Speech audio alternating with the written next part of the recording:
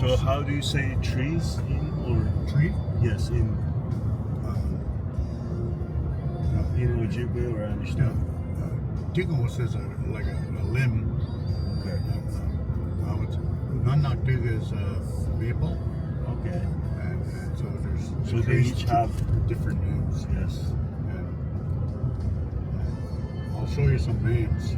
Okay. But it's who we are. Like even the swamps that we're coming up to. Even Yes. this porcupine that's laying there. The Aboriginal people still use it for their handicrafts. Right. They'll pick it up and take the quills off and put, after they take all the quills off, they'll put the porcupine in the bush so animals can eat it. So it's just something that we need to be mindful again of who we are. It saddens me that I can teach on nature all the time. I'll walk you, I'll go for walks in nature and I'll teach you. But just sometimes I can't put it in your heart here. Yes. Your heart mind. Yes. Yes. And the problem is we think up here too much. The colonial people or the English people or whatever think up here, and I call that too many minds because they're thinking of too many things and not accomplishing one thing. So Not connecting. not connecting what they're supposed to do. They're jumping all over. And that's what frustrates. See all these trees here? The trembling aspen. They're put here for our purpose to relax us. Maybe for these drivers going up Highway 6 that are driving 130 miles an hour, kilometers, I mean. So that's how it is. And even the cedar trees. Good Yes. for vitamin C. Oh yeah. It's good for one of the medicines the native people use is cedar, sweetgrass, and sage tobacco. That's the medicine wheel, right? Yeah. And so that's what we need to be mindful of here. And so the one that normally we would use is called bear sage. Bear sage. I'm trying to think of its proper name now. It's a colonial name. I'll think of it and I'll tell you. But it's something that we need to find out. Reconnect with nature and say, I apologize for stepping away and I don't hear your voice anymore. Right. Interesting teaching is the birds have never ever lost their connection with Gijamdado, or the Creator. Right. Gijamdado means kind of like the Great Spirit or the Creator in our language. Two words I want to show you, tell you, is when the sun rays come up, just starting to come. Yes. That's called Bidabin. As dawn arrives. Right. 4 or 5 minutes later, the sun is picking up. It's Bidaske. In Bidabin, the birds are fluffing themselves ready to sing when the sun comes up, greeting a new day. When the sun is up, it's called Bidaske, the light of day. Okay. And the birds start to sing, acknowledging the Creator. Thank you for another day. We'll welcome the sun. So a lot of little teachings like that are very important, and those are the ones that we should follow. Biggest problem I have now, Sahand, is that the bird's job to us is to be our alarm clock.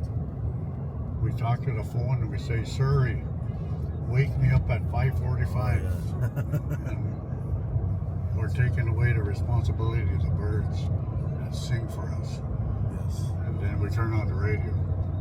But the birds still sing for us. I'll tell you a story that a bird fell out of its nest. I had 4 university students with me. And I said, what should we do? Should we let nature take its course? or should we put that bird back in its nest? And two said, let nature take its course, and two said, put it back in the nest. I picked the bird up, pulled the limb back down, put the bird in the nest, and I started to walk away. And we could hear the little bird, we could see the little bird peeking above its nest, looking at us. And in my spirit, the bird said, the little young bird said, because of your kindness, I will sing for you. Because of your kindness, my children will sing for you. Because of your kindness, my great-grandchildren will sing for you. Every time I go down that trail, Sahand, that particular bird species is singing when I come down. And that's 8-9 years ago that happened. So that bird is still fulfilling its commitment to the thing that we done and put it back in us. That's what nature does for us. Makes sense? Yes. That's what we're supposed to do. When did you start bird watching? Like, how did you start that? Were you always into birds when you were a child? I was always into birds when I was a little boy. Okay. And I didn't know their names. I just made comparisons. This American red star kind of looks like a Baltimore. I knew Baltimore Oriole. Kind of like a similar color to the Baltimore Oriole, but smaller. And it's true that I always become interested in nature and the birds. And just over the years, I just learned to hear more and learn more on the bird species and everything. So, were there any like elders or family members who were like teaching you some stuff or encouraging you, or? well, they always told me to take care of nature and respect nature. Okay. And nature will take care of you. Just like we walked in your yard and you showed me the medicinal plants, you're taking care of that medicine and it's taking care of you. And that's basically the same teaching. And most cultures do that. Yes. And so it's just something that we need to. It's just a way of living. Yeah. Before we got like into the machines and so much like mechanized and moved away from nature. Until we got into colonial teachings on on all schooling. Yes. Until we could go to Shoppers Drug Mart and all these other places to get the medicines that we did. So I'm thankful for the medicine that you give me for the pain. Oh, it's nothing. I will make some with the olive oil, and when I will bring for you this year. I've already dried some, so I will. But that's what we need to, and we need to learn from other cultures. Yeah, because that's the cool thing about it. That's how we are trustworthy people when the English come and French. They didn't know how to really exist, and all the First Nations and the Haudenosaunee people helped them so they could exist. So it's just something that the Creator's love should be in our heart, no matter who we meet.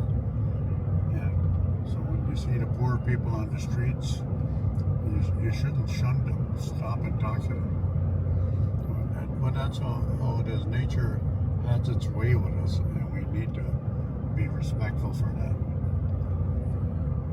That's who we are. Yes. And I'm no better than any other human being. It's just that I follow this teaching. I do understand the importance of it.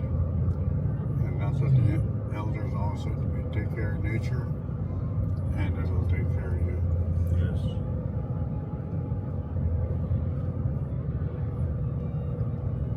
Were you born up here, Mick?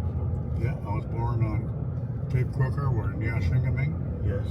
I was the middle child of children of a family of 15, 6 girls and 8 brothers. Okay. There were 15 of us. Big family. And so it was just something that big families were really needed back then. Yes, it's nice. And so it's smaller families now. My daughters have 2 children each, and it's I'm very honored to have 2 granddaughters and 2 grandsons. In the language, no shin is grandchild, depending, grandson or granddaughter. And so that's how we help each other. And many times when people from outside my culture are lonely and making some sort of connection and helping them, they'll call me Mishomis, which means grandfather. Oh, nice. And I don't scold them because that's how they see me, fulfilling that role of a grandparent or a parent. Yeah, a lot of people who come from other countries, they don't have that extended family here, right? And they kind of built for that because in those countries they do have them. But in Canada, like in the cities especially, people are not so much into that extended family anymore. But we are built for that. I try and accept. I don't try. I'll accept them if they let me talk with them and walk with them. Sure. And I know they're lonely. A couple of people from Iran and different countries will call me grandfather, and I accept it because I know that I'm making that connection as a grandfather or as a parent with them. And that's how they're looking at me. And to give advice, to care for them, and to love them for who they are. So That's nice. that's what I follow.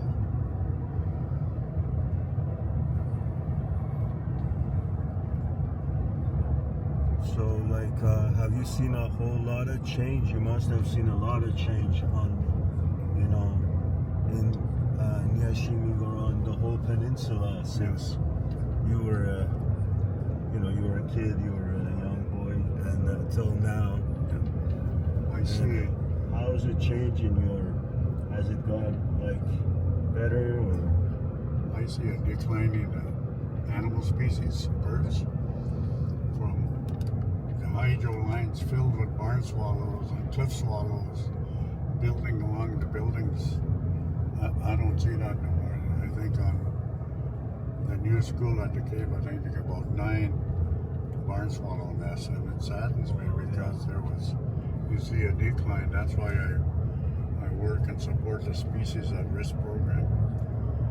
We'll get something a little political in here, is that I don't agree with Bill 5 that Ontario just passed there a couple of weeks ago, because it's taken away the protection of those birds that are wanting to live, striving to live, and it just saddens me that. Can you explain what does it do, Bill 5? It's taken away limitations on the species at risk program. Oh yeah, I saw that. The critical say if this was all critical habitat here, and somebody wanted to build there, the Ontario government with a small committee can approve it. Without even doing an environmental assessment. That's my worry, and that's something that we're going to fight for. Yes. They call destroying nature progress, unfortunately.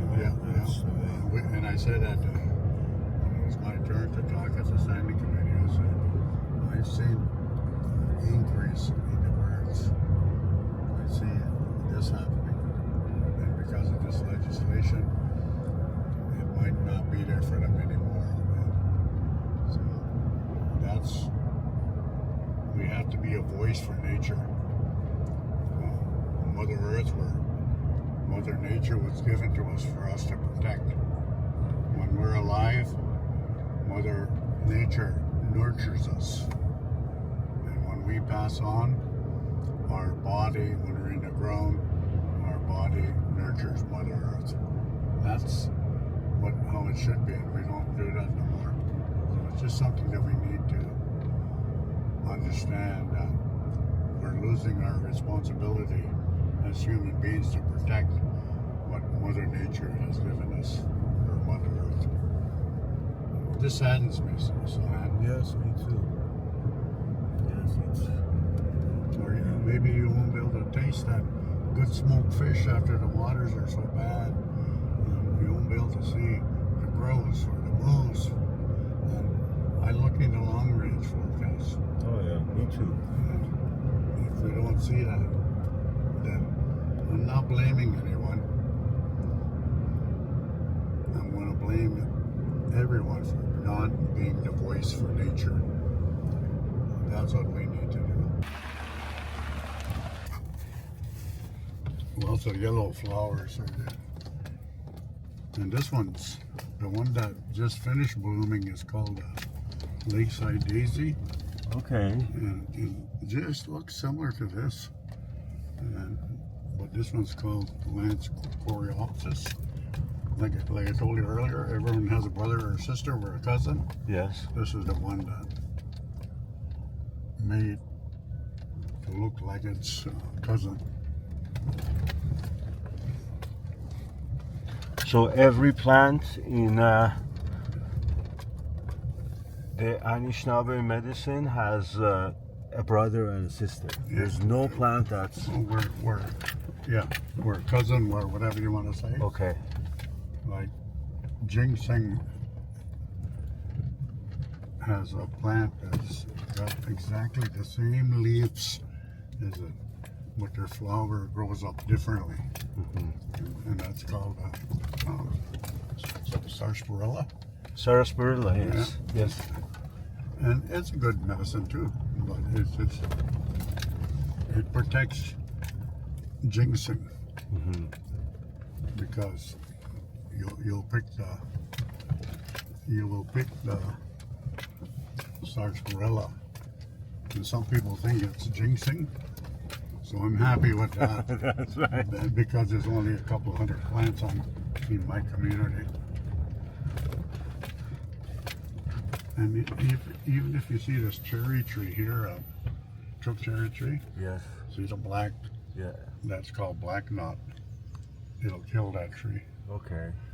And those are type of... That's the black knot fungus, eh? Yeah. The one that's on. and- Yeah, I've seen it even on like some plums or apple trees. Yeah, all those Yeah. type of cherry trees, plum Yes. trees, it'll kill those trees. What's it called again? Black knot? Black knot. Okay. And you gotta understand is that I don't blame anyone. I blame ourselves for not taking care of nature. Yeah. Oh, something new.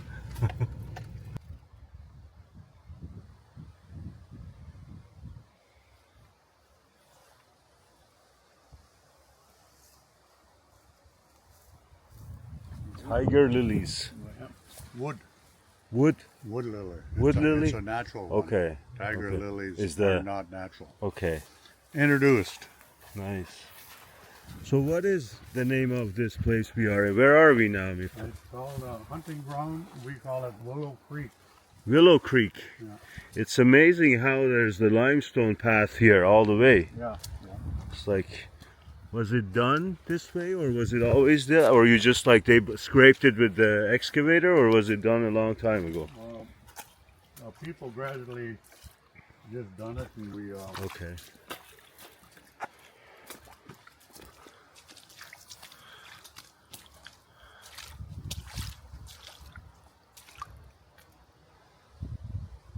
I laugh at. Which one is that? Unfortunately, I'm going to get wet. Oh yeah, we should go up on the, maybe go up on the edge there.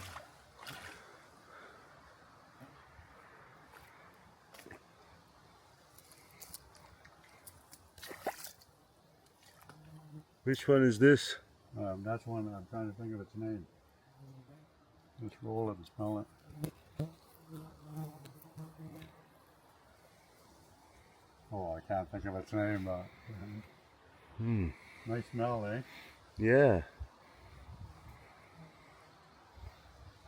And it grows here because it depends on the moisture Yeah? and Okay, goes in water. just close to the water. And this is the one I was telling you about then. Each leaf has its structure, so it looks like a natural one, but it's made to look like something that's more common, and it's a good medicine plant. And it's only got a few. These ones right here, one, two, about a dozen. Do you use the leaves or Yeah, the berries? No, leaves. And you let them dry. Okay. So we'll come and fix them when we go fishing. Okay. And do you make tea from them, or Yeah, how do you? Yeah, most of ours are made for tea. Okay. I was looking at your rubber boots at your shed. I was going to say, maybe we should bring some rubber boots. Yeah, you should have It's too late told now. me then. Yeah. Well, we'll Yeah, have my land is like this too, and you're going back there, you want to be wearing your rubber boots, because But look at it, like a long time ago, when the glaciers went through yeah, the natural formation. On beautiful, yeah, it. Well, you can, most of them you can. yeah. This is Juniper, yeah. and its berries are good for taking wild taste out of some of the meats that you eat. Okay. Rough grouse.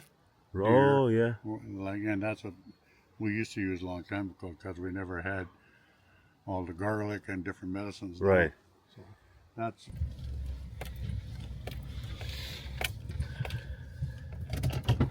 Let's get out for a minute here.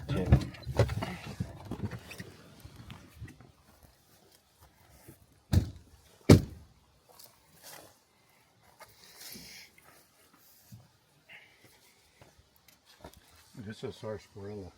Okay. This one? Yeah. This one? Yeah. Not that one. Ginseng has similar leaves like that. Okay.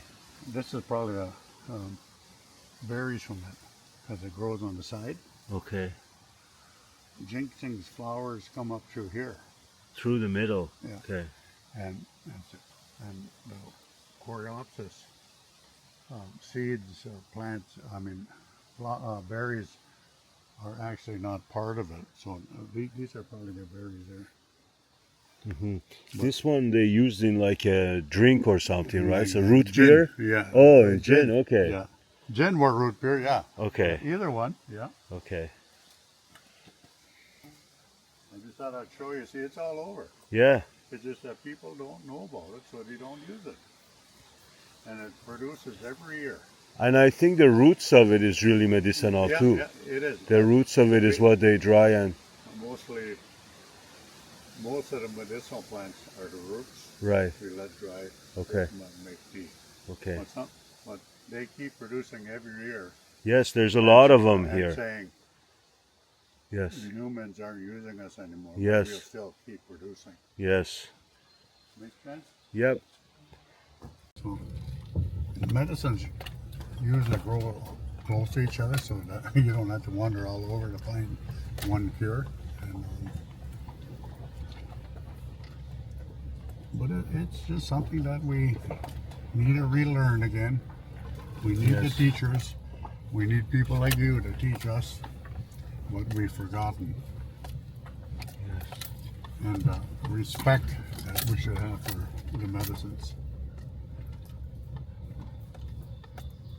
Yeah, I think people are starting to realize that again. Yeah, I hope You know, so. The medicines were always sacred to us.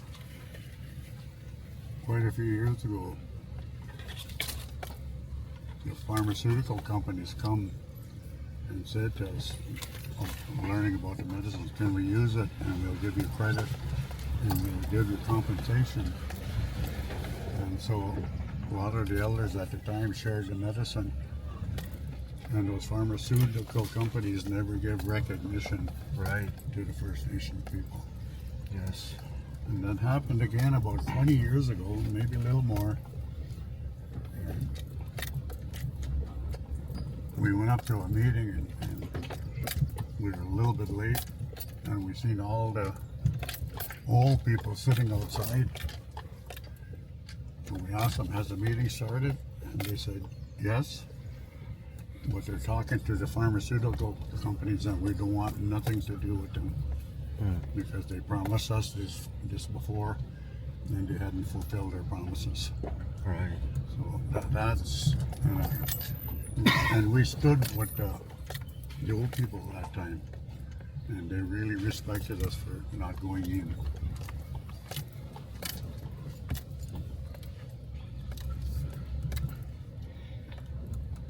That's how the teachings used to be. We used to listen to the elders. Right. We don't actually do that like we used to. I prefer to be called an old man instead of an elder. Okay. Because that's the language. So you mentioned to me when I met you first time that Miptoon means the running. Yeah, one that runs. One that runs, or the running man? We're running. Yeah, that's what it means. I had that name a long time, but I didn't use it. And so only the last 20 years I've been using my Anishinaabe name. Okay, so you used to use Tony. Yep. Did you go away for school? Did you leave? Yeah. Neyaashiinigmiing and then and went to Toronto or? No, Peterborough. Peterborough. And I drove truck in Toronto, yeah. Oh, you did? But I always missed home because here. Yes, this is the life. Yeah. Okay, let me move this. Let's look here, my friend. Okay.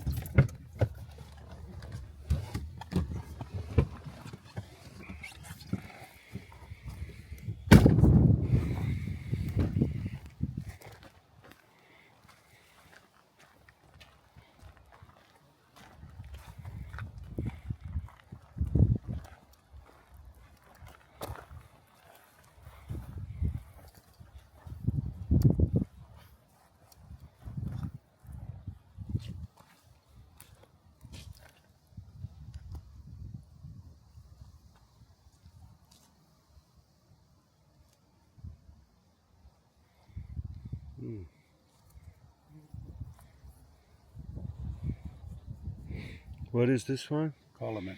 Column. Oh wow, it smells so minty. Yeah.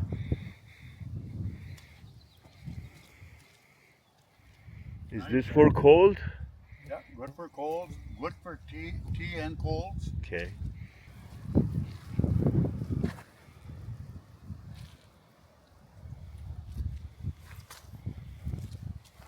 Pick a few. It's the same one? Yeah. Okay. This is them here. Okay. Now there's a lot of... I think there's a lot of pretending that goes on in the government level instead of protecting and acknowledging the truth. And one of them is with the residential school and the story of your mom that you were telling me. Can you elaborate on that a little bit? I think that when children get taken away, that it's very difficult on any parent. So if you lost your children, you and your wife would be devastated, oh, yeah, crying for them. And so many of the students went to the residential school for 9, 10, 11 years, 12 years. And the government was trying to recognize it through the Truth and Reconciliation Report. And they made, I believe it's 94 recommendations. Very few of them have... Turkey. Very few have been fulfilled. That's because I don't believe that just truth and reconciliation are only two words that don't mean nothing to me. You got to fix what happened from the beginning. Saying sorry doesn't mean nothing to me because I've been hearing, the Anishinaabe people have been hearing sorry for 200 years. And it's a word that doesn't mean nothing. Trust us next time is another word we don't like. So it's something very important that it's easy to say sorry when there's nothing attached to it. If they really showed true repentance, they would work with us and reconcile what was done to many of the First Nations. Roughly 150,000 kids were put in residential schools across Canada. I believe the sign on our community is almost is 10,000 something. In Neyaashiinigmiing. And Neyaashiinigmiing. Yes. And it just saddens me when people said we're doing truth and reconciliation. I'm thankful for a community of Walkerton. He invites us down to September 30th on the Every Child Matters Day. And they read the story. A mom read the story. And she couldn't finish it because it was so emotional. And I talked to her, I said, what's wrong? She said, me as a mom, looking at my daughter, I didn't want no one to take her away like what happened to your mom and many moms across Canada. So it's something that needs to be said. They're trying to reconcile, but it's a government, Ontario government and Canada government, that really need to reconcile the harm that they've done to us, our language, our culture. That's who we are as Anishinaabe people. We love nature. We love everything that was given to us and that was taken away from us, almost being called animistic, thanking the plants for giving us life and the medicine that we can use the plant as our medicine. They sacrificed their lives so we as human beings can continue. We need to reconcile ourselves to nature and truly apologize for what we've done. We need nature, and without nature, nature dies and we die. Be no more human beings. And those are just my thoughts off the cuff, and it just saddens me that truth and reconciliation doesn't mean nothing to me until the governments reconcile. How would you like to see them do that? I want them to come and walk in the community. Look at the signs we got put up on truth and reconciliation. Many of the people that were there are passed away, but it is us that need to share the story with them, what happened to my brother, their dads, their grandpas on when they were there, and shame that they felt when they come back. That's what frustrates me, and that it's easy to say I understand, but they don't understand because they haven't lived it. Yes. They need to come and walk with us. That's the least they can do, right? Yeah, and that's the starting point. Come and see what was done and show you the graves. Tell you the reasons they passed away. So it's many times like that. Even all the unmarked graves. It just saddens me that all those children died. So do you know why were all of those children dying? Were they just burying them, or what were they doing? Yeah, they just buried them At the school at the school. Just to get rid of them. Just so that the parents didn't know where their children were, if they died or whatever happened. Many moms waited for their children to come back. But I believe in my spirit that when the moms, dads close their eyes here, when they go to the spirit world, their children will know them as they come through the cloud. That's my belief.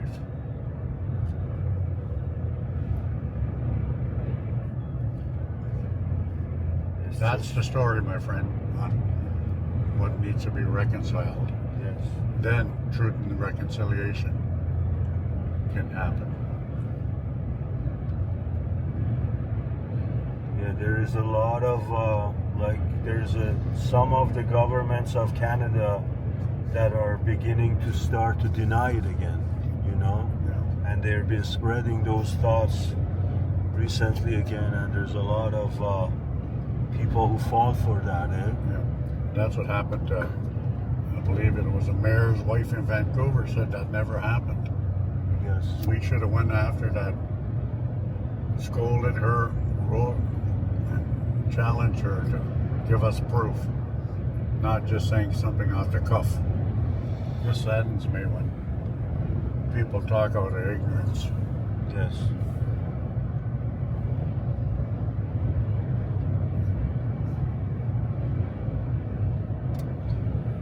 So that happened to Cape. In Neyaashiinigmiing there was 10,000 children taken No, over? across Canada. Okay.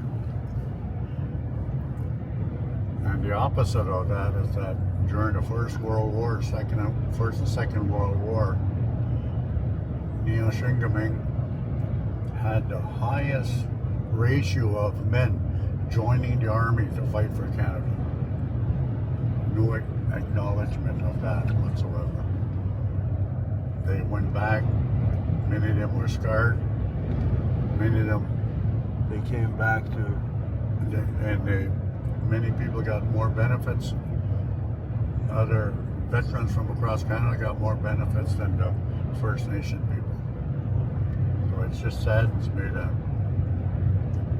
they willingly went and fought for a country to keep them free, and yet in the long range, our veterans didn't really actually have that freedom. what does Canada mean to you? Like now with all of the Trump talk and making Canada part of the state and all of that, what do you think about all of that? Like all of this like politics? Well, Trump can want Canada, and he can call immigrants immigrants, Yes. but he's got to remember that he's an immigrant. Yes, he is. So if he gets rid of all the immigrants, he has to go too. So it's kind of funny that they don't recognize Turtle Island, and Turtle Island is all of that right down. It's Canada. Canada and the United States creates part of Turtle Island. So it's just something that makes me laugh. There's no recognition of that. So is that what Canada means to you, Turtle Island? Turtle Island, I don't identify myself as a Canadian. I am Anishinaabe. Yes, okay. That's how I identify myself. Canada probably wouldn't know I exist if I didn't have a Indian status card. So it's just something that each and every one of us need to recognize. The original people of this land are really, really mistreated. And they said that we give you this, we give you that. They can never totally give back what was taken away from us. So those are my thoughts. Yes.